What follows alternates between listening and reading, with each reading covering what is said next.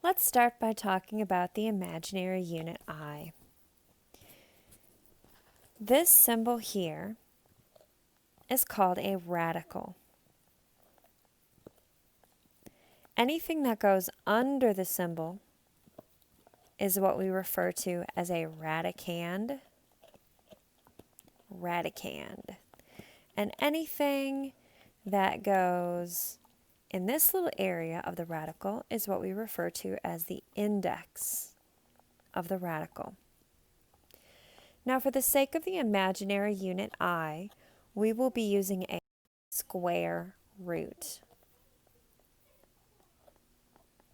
So that means that the index for these will always be 2. Now, when we are using a square root, it's understood that the index is 2 unless the index is given.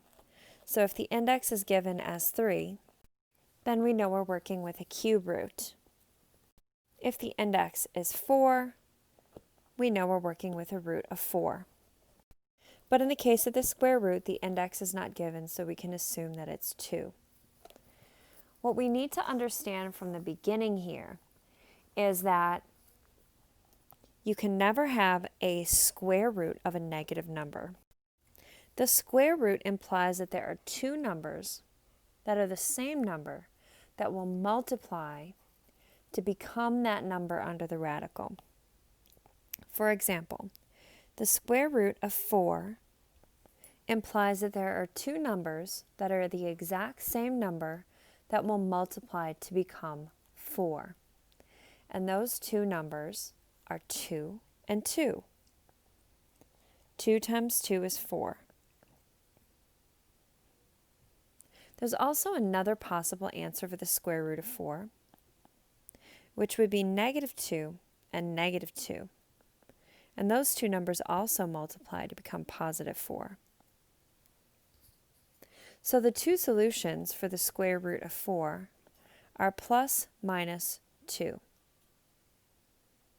Imaginary numbers come along when you deal with a negative under the radical. For example, let's take a look at square root of -1. We need to think of 2 numbers that are the exact same number that will multiply to become -1. If we try 1 times 1, well, that will give us just 1. If we try -1 times -1, that will also give us 1. If we try 1 times -1, that will give us -1, but 1 and -1 are not the same number. So there are no 2 numbers that are exactly the same that will give us a -1.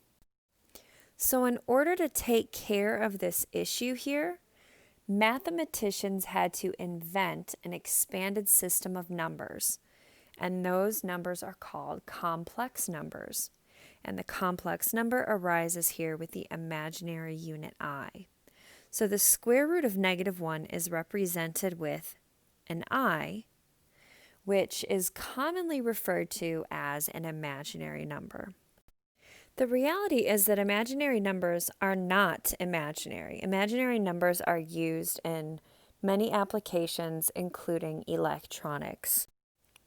If you remember from Math 3, Descartes' rule of signs or Descartes' law of signs, Descartes is actually the person who named imaginary numbers imaginary because they were originally thought to be imaginary roots. So if you think of a quadratic that does not cross through the x-axis, it has roots, but those roots are imaginary. So those roots don't cross through the x-axis. But later, once imaginary numbers became useful in different fields, we realized that they are not imaginary. They're actually some workable, usable numbers. A few more examples of imaginary numbers are a square root of -4, which we could simplify as square root of -1 times 4. We know square root of -1 is I, so you can take the I out, and square root of 4 is 2, so that would be 2i.